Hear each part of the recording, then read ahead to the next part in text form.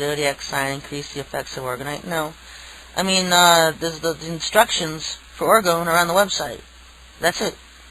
Don't add anything to them. Don't subtract anything to them. Just exactly what those instructions are. 1/3 copper, 2/3 metal, crystal, copper coil. Don't add, don't subtract.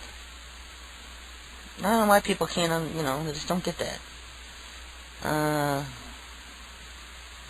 Okay, I think that maybe tonight as one of your topics should be about reincarnation if possible, because I'm sure a lot of people are curious about this topic as to whether it's true or not. I firmly believe the Most High God. I don't believe in reincarnation. I believe it's one of these doctrines of incarnation that Satan took for a mile long, twisted it, took it 10 more miles, and then he created reincarnation. Reincarnation is a false belief. We are not. We don't live and die, live and die, live and die.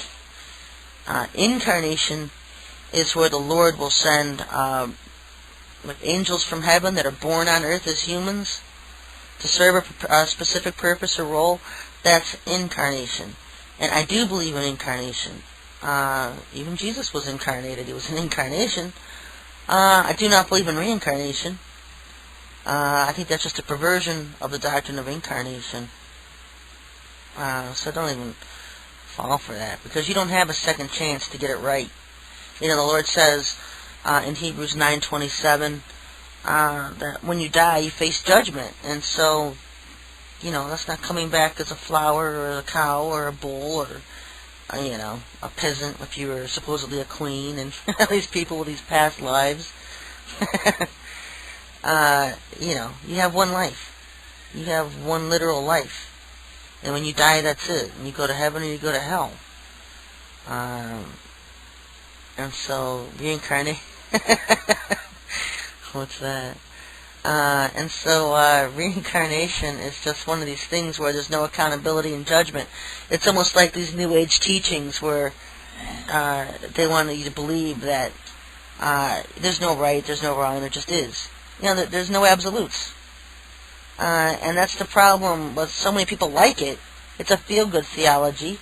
You're not being held accountable at death for the things you did on earth. It's just a way of escaping. It gives you a mental out of escapism where you don't have to be held accountable for the deeds and your actions in this lifetime. You're not rewarded either. On the other hand,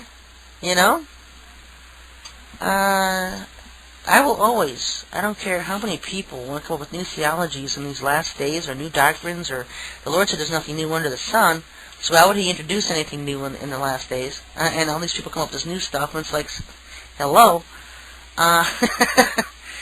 There will always be heaven and hell, no matter how many doctrines and religions people adopt to make that go away because they don't like it. There will always be heaven and hell, whether you like it or not. And whether you die, you're going to go to heaven or hell, whether you like it or not. And you can create 100 more religions and how many more things you need to make you feel good, to forget about it, that they really exist. But it's not going to make it go away. There's always going to be heaven and hell. There's always going to be the judgment seat of Christ and the great white throne judgment. And you want to be at the judgment seat of Christ a lot more than you want to be at the great white throne. And so there's always judgment and accountability, folks. And if you're in a church or a religion that does not teach that, then get out of it. Because Jesus, Yahushua, was the greatest hellfire preacher on earth. There were no gray areas with him. How many times have you heard, well, that's a gray area? What gray area? There were no gray areas with Yahushua. Something was either of him or it wasn't. And yes, he does have forgiveness of sins, but he also says those who follow him don't sin. We don't live to sin daily and have some kind of excuse, some kind of license to sin mentality. You're following him. He's not a religion, he's a way of life. You're honoring his feast throughout the year. You're honoring his seventh-day Sabbath, his Saturday, his Sabbath. Through your life, you're justifying your faith by your actions. He said Abraham was justified by his faith. By his actions. What were his actions? How did he justify his faith? Because he walked the talk, folks. He didn't just talk the talk, he walked the talk. He celebrated every Sabbath, he honored the Lord's feasts. And it's the same with the other patriarchs. They walked the talk. You could see by their actions that they were the Lord's, because they did as he commanded them to do.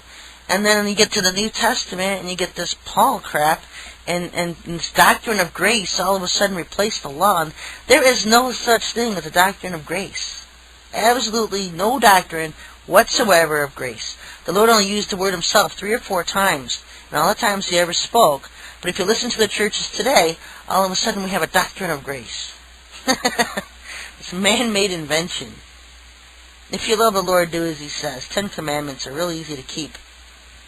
And what's the 4th one, 3rd, 2nd, 1st? Can you even quote them?